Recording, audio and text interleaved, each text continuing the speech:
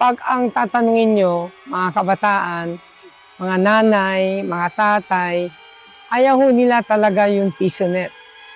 So, ang desisyon po ng Sangguniang Panlunsod, based sa kanilang ordinansa, at ganun din po bilang mayor, obligasyon ko rin i-implement ang anuman ordinansa na meron sa ating syudad.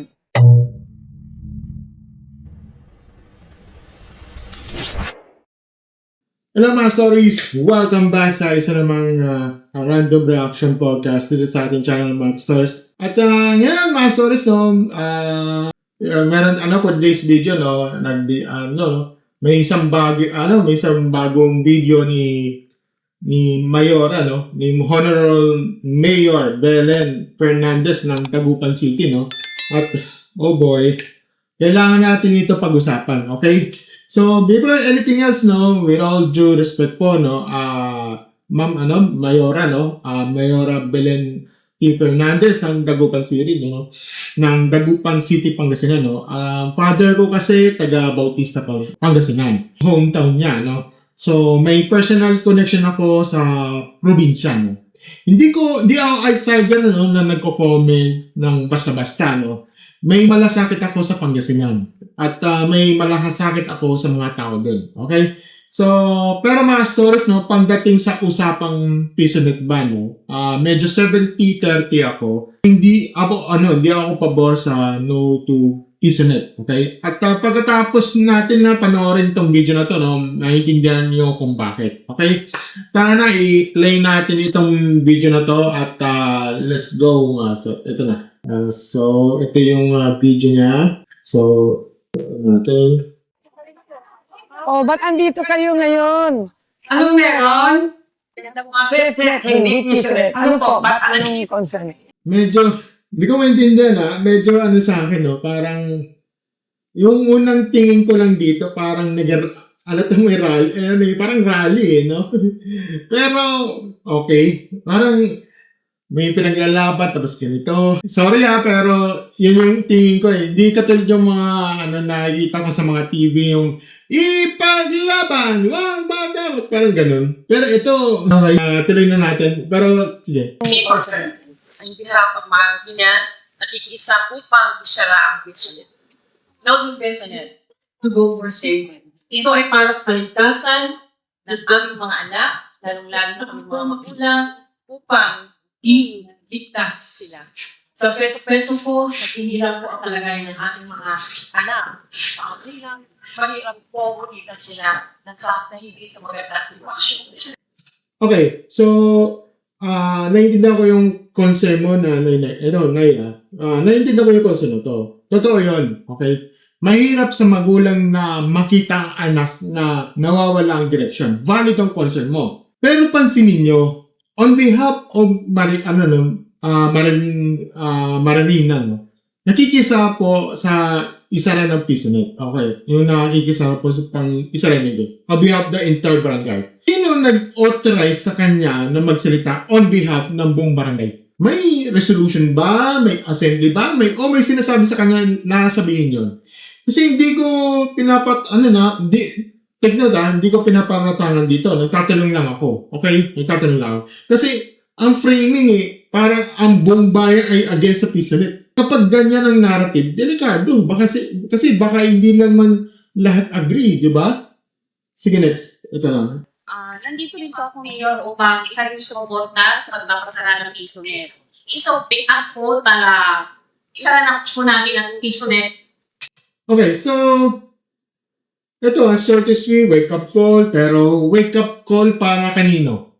Okay? Para sa gobyerno na hindi makapag-provide ng proper regulation or alternatives? O para sa mga magulang na kailangan bantayan ang sariling anak? Kasi kung wake-up call yan, hindi lang PisoNet ang kailangan gumising dito. Hindi po pwede ang PisoNet dahil nagiging pasaway na po ang mga bata. Okay, mga stories nagiging pasaway na ang mga bata. At ang solusyon, isara ang PisoNet. Well, ito ang logic ko dito. Pasaway na bata, PisoNet ang dahilan, isara ang PisoNet, hindi na pasaway ang bata. Tama ba yan? Kasi sigurado ba tayo na kapag wala ng PisoNet, hindi na pasaway ang mga bata o naghahanap lang sila ng ibang bagay na pagkakapasawayan? Kasi ito ang tinatawag na false cause fallacy. Okay, mga stories. Ina-assume na dahil magkasabay ang dalawang bagay, PisoNet at pagpapasaway.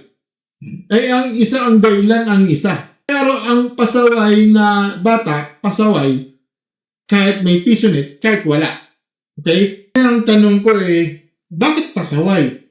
Dahil ba sa PisoNet? O dahil sa ibang factors? Broken family, poverty, lack of attention, peer pressure, mental health issues. Ang PisoNet ay isa lang ang maraming factors dito. Hindi lang yung root cause. Okay? Itong PisoNet ko dapat pumalis. Bakit po? Kasi marami pong mga kabataan ang nalulunong sa PisoNet ko at nakakagawa po sila ng masama. Kung kita nila dito, ginagaya po nila. Kaya, no, itong PisoNet. Okay, so, ma'am, talagang kita nyo ang ginagawa nila. So, ang argument, yung nakikita ng mga bata sa PisoNet, ginagaya nila sa totoong buhay. Sige. Mga stories, no, kung ganyan ang logic, iba na rin natin yung TV. Di ba? Iba na natin yung mga cellphone. Iba na natin yung social media. Iba na natin yung Facebook. Di ba? Kung saan nakapost sa video na ito nito ng mayor, no? Iba na rin natin yung YouTube. Ganon. Kung saan tayo nanonood ngayon. Kasi lahat ng media ay may content na pwedeng gayahin ng bata. Di ba? Nangyari din sa si Gabo.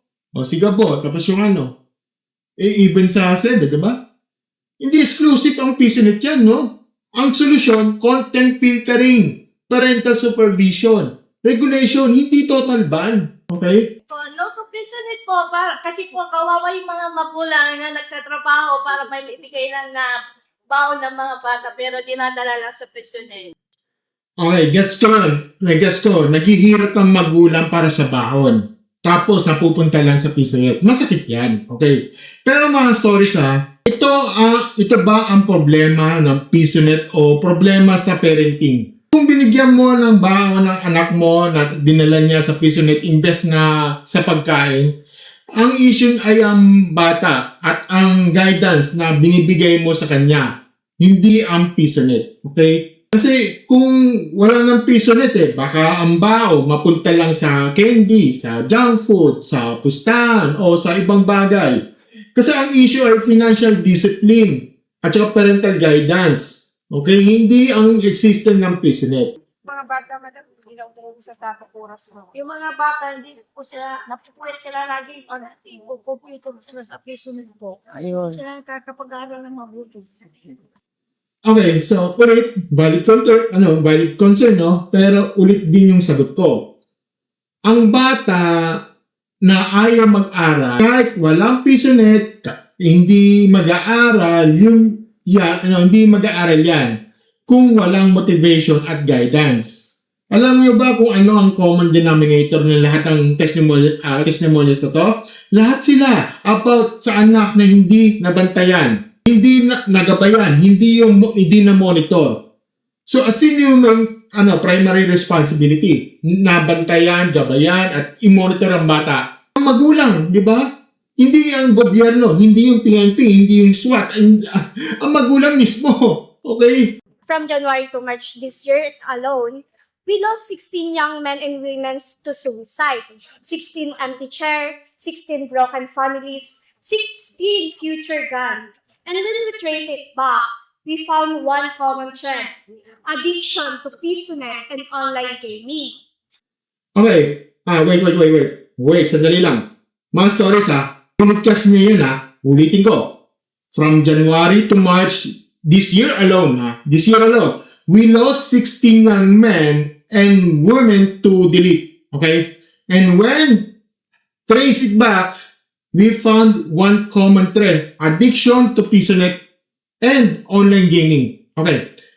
Lamang na ganito, okay? At sinabi niya na common trend ay PisoNet at online gaming.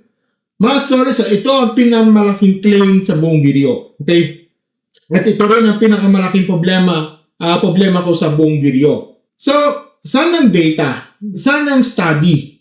Okay? Saan ang clinical assessment na nagpapatunay ng PisoNet addiction ang cause ng 16 na ganito, na delete? Sino ba nagte-trace back? Sino ba na nag-conduct ng investigation? Medical professionals ba? Psychologists, psychiatrists, o mga politician? Kasi mga stories, no? Ang pag-delete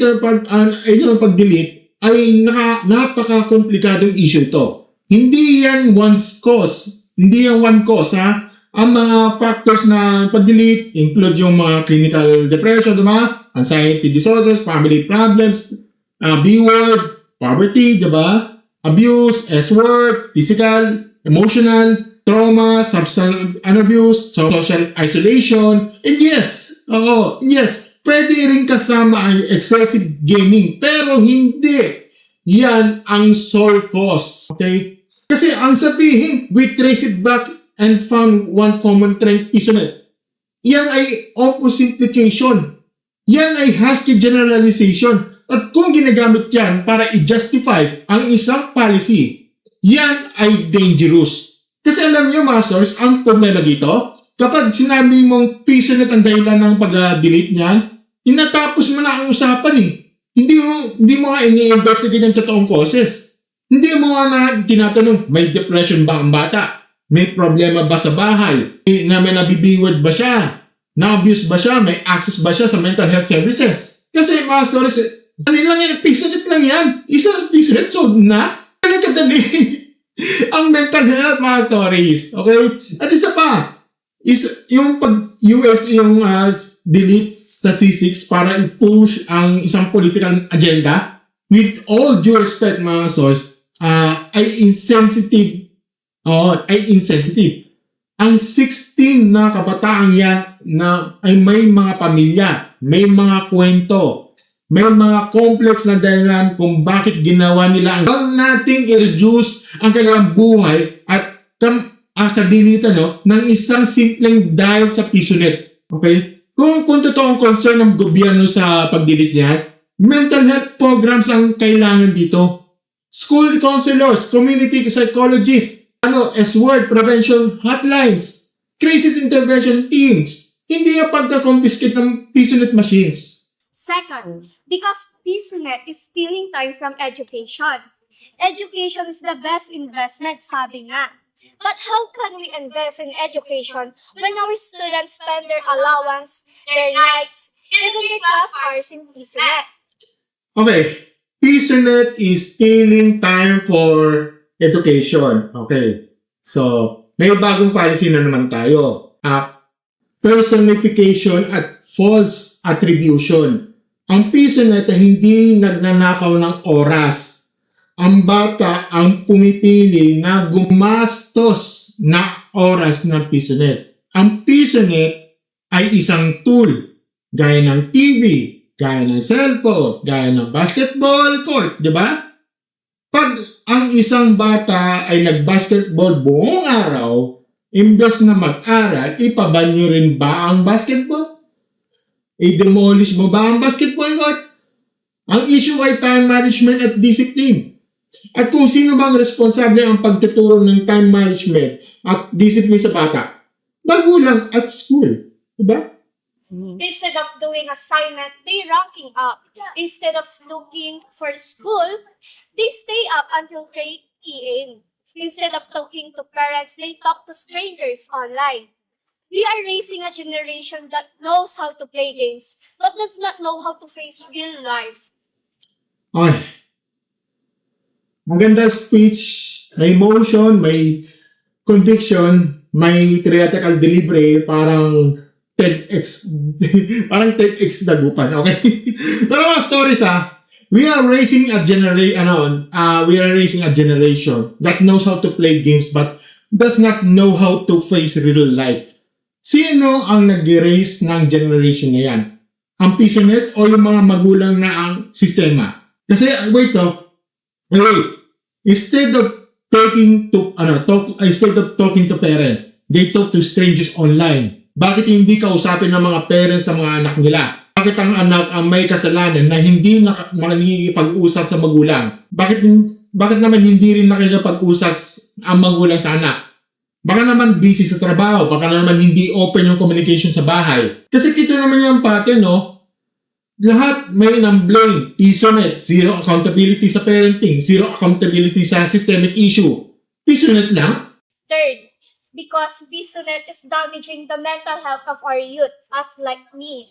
Many of these games promote anger, violence, self-harm, and isolation. When they lose, they get angry. When they win, they want more.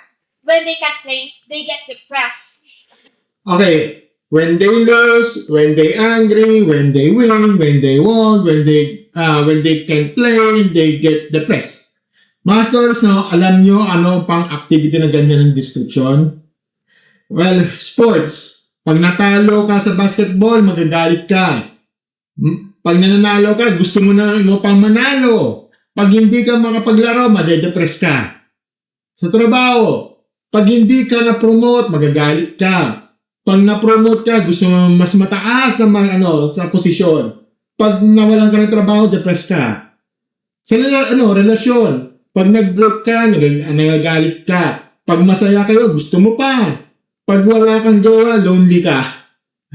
Ang emotion na yan, anger, desire, or for more, sadness when deprived, yan ay basic human emotion. Hindi exclusive sa gaming.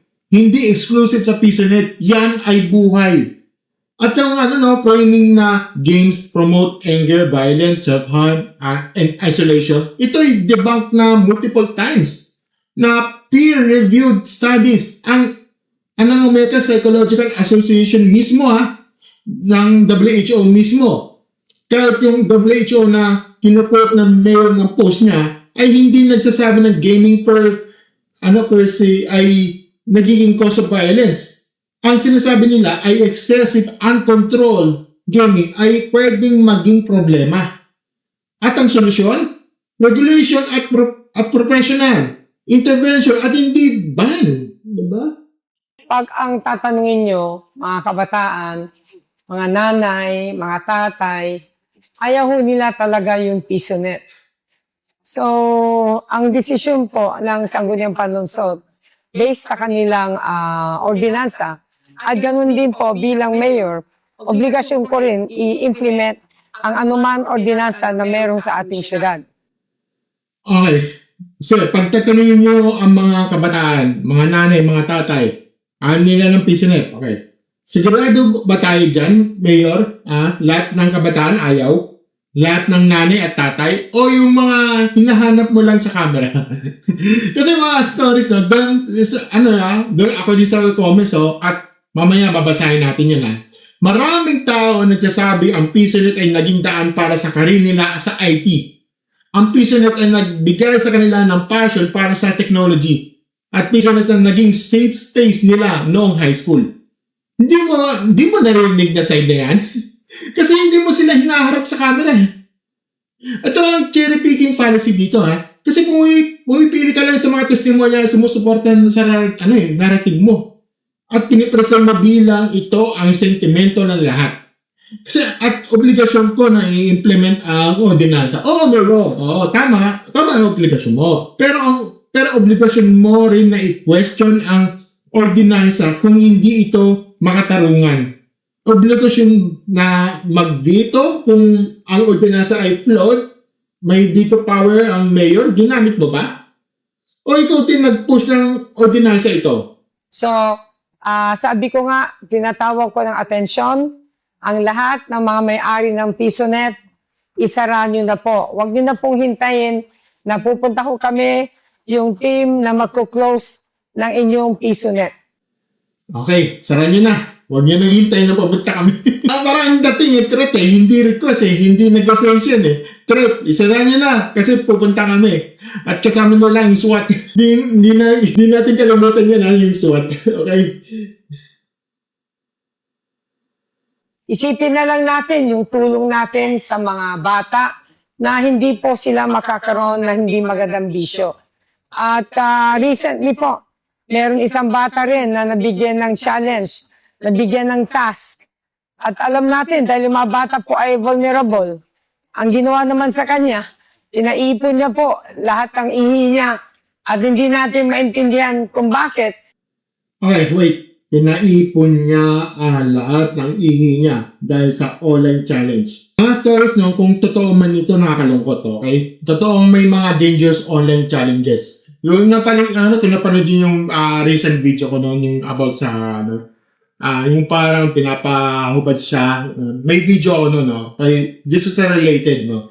Pero yan ang dahil sa, pero kung yan ba ang dahil sa PisoNet o dahil sa internet in general? Kasi ang online challenges, nangyayari yan sa cellphone, sa tablet, sa laptop, sa computer, sa bahay.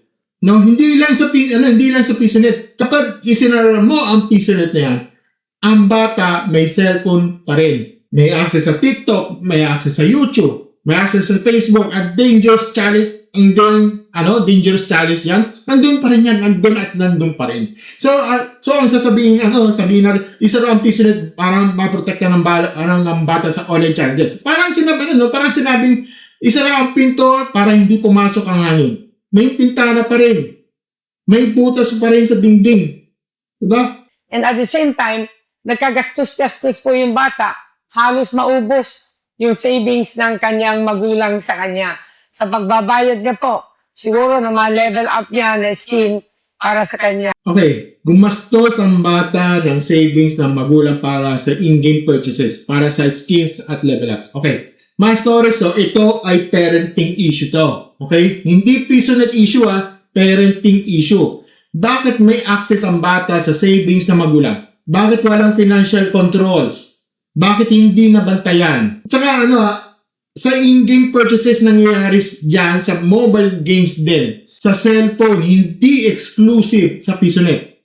Kapag inisara mo yan ng PisoNet at may cellphone pa rin ang bata, gagastusin pa rin yan ng pera sa in-game purchases. Ang PisoNet lang ang pinupuntirya sa totoong problema, hindi ma-address. So, sa mga magulang po, magtulungan po tayo. Iwas PisoNet natin ang ating mga anak. Sa mga cellphone naman po, bantayan nyo rin po na huwag sanang pumasok sa kanilang cellphone yung mga gaya ng Roblox, gaya ng Gobox, at marami pa pong iba. Okay, Bastos. Narinig niyo ba yun? Sabi ni Mayora, bantayan ng cellphone, huwag payagan ng Roblox at Gobox sa cellphone. Okay. Pero hindi niya naban yung cellphone. Okay. Hindi niya sinabi na ipagbawal ng cellphone sa mga bata. Hindi niya sinabi na confiscating ang mga smartphone. Ang sabi niya, ang sinabi niya bantayan, gabayan. So ang cellphone, regulation ng approach, parental guidance ang approach. Pero yung PisoNet, total ban? Bakit? Bakit sa cellphone? Bakit sa cellphone? Bantayan mo lang piso sa PisoNet. Isa lang, zero out, deploy ang SWAT. Ano pagkaiba? Parang silang nagbibigay ng access sa internet. Parang silang may Roblox. Pero silang mga online games. Parang silang may access sa dangerous content. Pero cellphone, regulate lang. Ang PisoNet, ban? Ito ang inconsistency ng masters. Ito ay double standard. Ito ang proof na PisoNet ban na hindi talaga about sa kaligtasan ng bata. Kung about sa kaligtasan, consistent ka. Ban mo lahat ng access point. Pero hindi mo magawa yan, di ba? Kasi absurd yan Kasi alam mo, ang totoong solution ay regulation at parental guidance, hindi ban. So bakit ban ang PisoNet? Kasi kaya nila i-ban ang PisoNet kasi ang PisoNet operators maliit. Walang political power, walang lawyers, walang connections, easy target. Pero yung cellphone companies, ang internet providers, ang social media platforms, di mo kaya i-ban. Di mo kaya i-ban yan. So, hindi mo binaban PisoNet lang kasi madaling puntirya. Bantayan po natin ang ating anak. Huwag po natin silang pagalitan agad. Huwag po natin silang sigawan.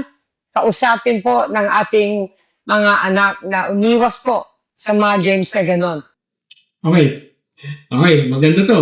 Agree ako dito. Okay, agree ako dito. Dito pa lang, agree ako dito. In fairness. Okay, pag-usapan na nga, huwag sigawan, huwag pagalitan agad kabayan. Okay, pero mayor, pero mayor, kung yan ang totoong solusyon, pag-uusap, paggabay, at pagmamahal, bakit kailangan pa ng ban?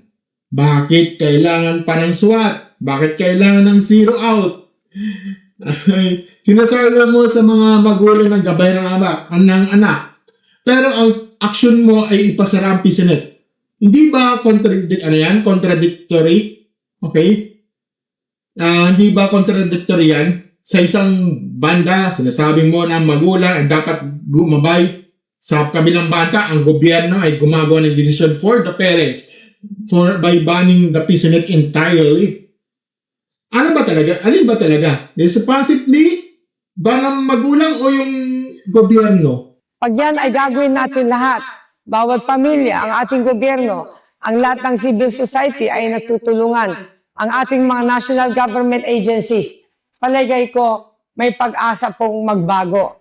At mahinto na po yung mga nangyayari, cases, and then yung mga abuse sa sex at marami pa hong iba.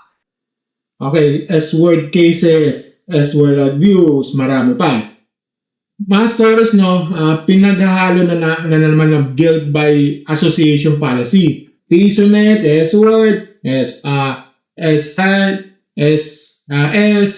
abuse, lahat ng masama ng mundo, para ang PISONet ang Pandora's box ng dagupan eh. Ang ex-abuse, may R-word na kahit walang PISONet, mga R-word din eh. Yan ay criminal behavior. Yan ay law enforcement issue. Yan ay judicial issue. Hindi PISONet issue. Ang S-word, may mental health crisis na kahit walang PISONet. S-word na may depression. Yan ay health issue. Yan ay kailangan ng psychologists, psychiatrists, counselors, hindi sa PISONet ban. Huwag natin i-conflate ang lahat ng problema sa lipunan ng isang bagay. Kasi kapag ginawa natin yan, hindi natin masasolve na kahit isang problema. So, pati mga absences po sa eskwelahan, yung mga late na pag-uwi nila sa kanilang bahay, yan ang complaint po ng karamihan ng tatay at nanay, lalong-lalo po yung mga income nila ay sakto lang po sa pagtulong ng kanilang anak sa pagpasok ng school. Okay, yung mga yung income nila sakto lang, mga stories yung income lang. Alam nyo kung sino gumagamit ng PISONet? Mga anak na mga pamilyang ang income ay sakto lang. Ang mga mahihirap kasi hindi nila afford ang sariling computer. Hindi nila afford ang sariling wifi. Hindi nila afford ang internet cafe na per hour ang bayad. So sila ang target demographic ng PISONet. At sila ang pinaka-apektuhan ng ban. Ang gobyerno ay nag-ban ng service ng pangunahing ginagamit na mahihirap. At walang alternative na binigay. At para sa mga may pera, walang epekto. May computer man sila sa bahay, may internet man sila, may anak na nila, mga pag-research pa rin yan. Para sa mga mahihirap, wala.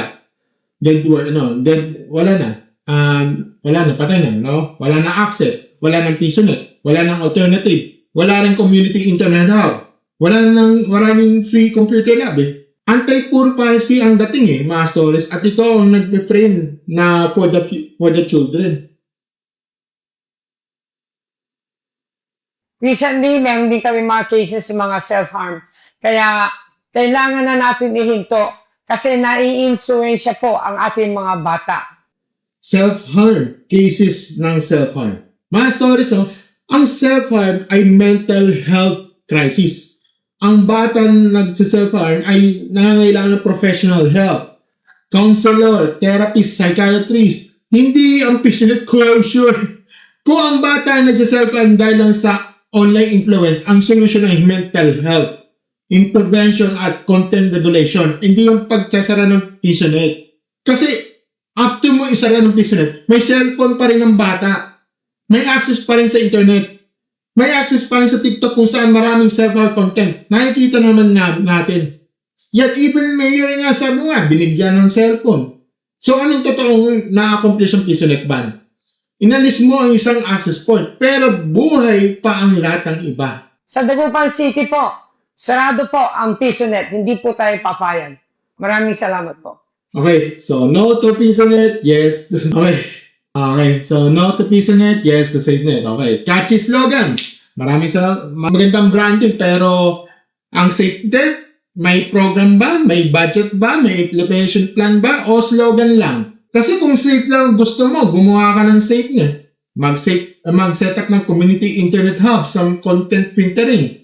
Diba? Mag-set up ka ng supervised computer labs na may sa mga barangay. Mag-hire ka ng IT personnel na magmo-monitor ng content. Mag-partner ka sa DepEd kung may provide ng digital literacy programs. Yan ang SafeNet. Hindi yung i-ban mo ang PisoNet tapos wala namang kapalit. Yes to SafeNet, pero nasa ng SafeNet? Diba? So, mga stories, no, itong thoughts ko dito. Let be very clear. Ito ang position ko dito. Ito ay ang logical at pragmatic na position ko dito. 70-30 ako dito. Hindi ako pabor sa total ban ng PisoNet. At ito ang dahilan ko, mga stories. Isa-isa natin. Number 1, pwede naman i-regulate at hindi kailangan i-ban. Mga stories, ito yung pinaka-simple, pinaka-logical na solution na parang hindi pumasok sa isip ng gobyerno sa Dagupan. Kaya naman i-restrict yung mga workstation. I-uninstall mo lang yung Roblox, i-uninstall mo lang yung Roblox, i-uninstall mo lang mga violent games sa mga ayaw mo. I-block mo ang mga system. Ganun lang kasimple. At yung mga bawal na websites, yung mga mga coin sites, diba? Ang mga dangerous content, i-filter mo lang sa router eh. May technology na tayo para doon. DNS filtering, content filtering, parental control sa network level. Libre na ang iba dyan. Open DNS, clean browsing. Isang setting lang sa router eh. Block na lahat ng mga audio content, dangerous sites eh. Yan ang pragmatic na solution. Hindi na pinapasara sa buong negosyo. Number 2, kung ang owner ay lumabag sa regulations, yun ay ipasara mo. Hindi lahat. Okay? Ito ang tamang approach. Magsaset ka ng rules. Halimbawa, bawal ang minors sa PisoNet during school hours. Bawal ang mga minors o walang parental consent after 8 p.m. Required ang content filtering sa lahat ng PisoNet machines. Okay? Bawal ang installation ng specific games na identified as harmful. Required ang business permit at regular inspection. Tapos, kung may PisoNet na lumabag yun ay pasara mo. Hindi lahat hindi ang buong industry. Ang lumabag, ganun lang kasimple, no? If ever na sumawa yung owner, na-discover na na-install pa rin ng Roblox, na-install pa rin ng Roblox, walang content filter sa router, di pasara mo. Yun specific na yan kasi lumalabag sila sa regulation. Pero yung sumusunod, yung complaint, yung mga filter, yung regulated, hayaan mo. Kasi i-negotiate nila yan eh. Kabuhay nila yan. At service yan sa mahihirap na walang sariling internet access. Number 3, ang video na ito ay puro ng logical fallacies. Bilangin natin. Number 1, nagpareho ng mga umiyak ng nanay, nag-decide ng mga S1, nag-decide ng mga S-abuse, lahat designed to make you feel instead of think. At kapag nararamdaman mo na lang na hindi nag-iisip, madali ka lang manipulate. Number 2, hasty generalization. Grabe. Lahat ng mga PisoNet ay masama. Lahat ng kabataan gumagamit ng PisoNet na apektuhan. Hindi totoo yun. Marami ang gumagamit ng PisoNet para sa research, schoolwork, at legitimate purposes. Number 3, false cause. Post-hoc, Post-hoc, ego, proper hoc, no? S-word ng 16 na kabataan, common trend. PisoNet, hindi dahil ang correlation na may causation na. Baka ang 16 na yan ay may depression, diba? May family problems, may B-word history. At ang PisoNet din, hindi ibig sabihin na ang PisoNet ay cause ng S-word. Number 4, slippery slope. PisoNet, addiction, S-word, X-abuse, distraction of youth. Parang domino effect yung walang basis eh. Hindi lahat ang naglalaro ng PisoNet ay magiging addict. Hindi lahat ng addict ay mag-e-sword dito. Hindi lahat ng gumagamit ng PisoNet involved sa ex-abuse. Number 5, false dilemma. No to PisoNet, yes to SafeNet. Okay. Parang dalawa lang yung option, PisoNet o SafeNet. Paano ang regulation? Paano ang restriction? Paano ang improvement? May mga options sa gitna na hindi pinoropose, no? Tsaka number 6, cherry picking. Pumili lang sa mga taong anti-PisoNet. Walang pinagsalitan na pro-PisoNet o neutral. Walang PisoNet operations na nagsalita. Walang mga estudyante umaasa sa PisoNet para mag-research. One-sided presentation eh. At saka number 7, pop ad populum, appeal to popularity. Lahat ng magulang ayaw ng PisoNet. Kahit lahat pa ng magulang ay ayaw. Hindi ibig sabihin tama ang ban. Ang popularity ng isang opinion ay hindi katumbas ng correctness ito. Dahil lahat ng tao naniniwala sa flat ng earth, mali pa rin yun. Ito yung number 4, yung timing ng staging na video ay questionable. Master, so hindi ko sinasabing scripted. Hindi ko sinasabing scripted. Pero let me quote ang comment ni Sir Mike dito. Sabi niya, wow, get na parang theater. Well, si Mark, Sir Mark, scripted wala namang kabudoy, ganito nga. Sabi sa Sir San, okay, next group, Indonesia, we have the group 1. Sabi ko lang, kapag mga magulang nagpaparade na sa harap ng camera, parang nag-audition ng ipaglaban mo, nagtatanong ka, organic ba talaga ito o orchestrated? Again, di ko sinasabing scripted yan pero nagtatanong lang ako. At may karapatan ako magtanong. May karapatan din kayong pagtanong. Okay? Number 5, ito yung PisoNet ban ay anti-poor. Ulitin ko ito Ulitin ko kasi hindi ito maulit ng sapat. Sinong gumagamit ang PisoNet? Ang mga batang walang computer sa bahay, ang mga pamilyang walang wifi, ang mga estudyante kailangan ng internet access para sa school pero walang pambayad sa internet cafe. Sino ang hindi apektado sa PisoNet ban?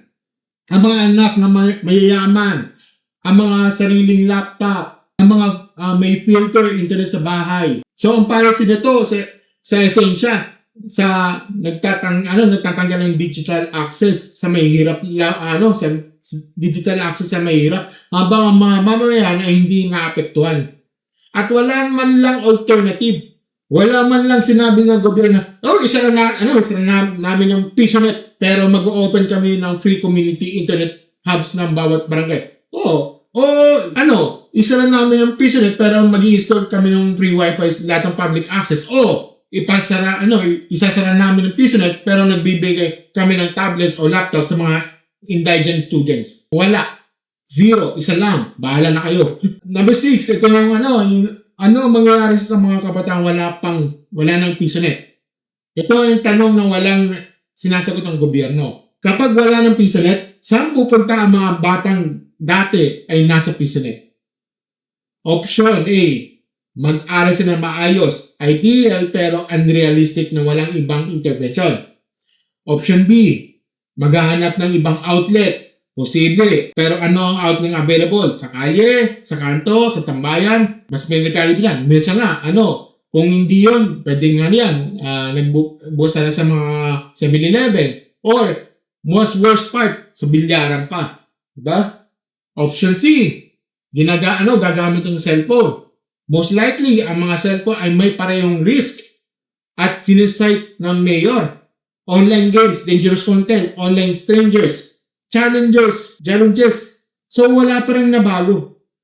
Option D, magbibisyo. Posible din sigarilyo, alak, S-word, R-word, diba?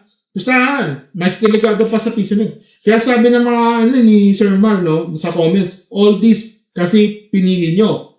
Yung mga bata, expect nyo na nasa kalye, baksak na mga yan, o baka magbisyo. At sinabi ni Ismail, sabi niya dito, may advantage din po PisoNet kasi marunong ang mga bata mag-computer at hindi inyo offer sa school. At malayo sa ibang bisyo katulad ng paninigarilyo. May punto yun. Okay? Sa ngayon, ito mga story, basa ng mga comments. Kasi mga comments section di talagang sentiment tayo. Sabi niya dito, sa computer shop, pang lumaki, araw-araw nang tumatambay dyan. At nakakaroon ng maraming kaibigan, pero graduate ako ng IT at ngayon na may-ari ng small internet cafe. So, hindi piso com shop ang problema. Nasa upbringing, disiplina ng mga magulang yan. Wow, yan, mga stories. Ito ang real life testimony. Hindi scripted to. Hindi stage. Totoong taong lumaki sa computer shop. Mga graduate ng IT at ngayon may sariling negosyo. Computer shop hindi lang entertainment. Ito ang naging daan niya para sa career. At ang password dito, nasa upbringing / disiplina ang mga magulang yan. Wala nang mas clear pa dun. Ito, sabi ni Sir Alan, sabi niya, so, computer shop ang lumaki, mas kilala ang kinatatakutan ng narangan ng Counter-Strike. Bagsak ako sa 3 beses sa school dahil sa B-word. Naging sandigan ko ang ComShop, pero nagtapos ako sa kursong programming dahil sa hilig ko sa computer. At pinasok ko din sa kurso ng networking at PC Tech at electronics. Naging successful ako sa buhay na nagkaroon naman ng negosyo. Computer shop, piso wifi, at tindahan.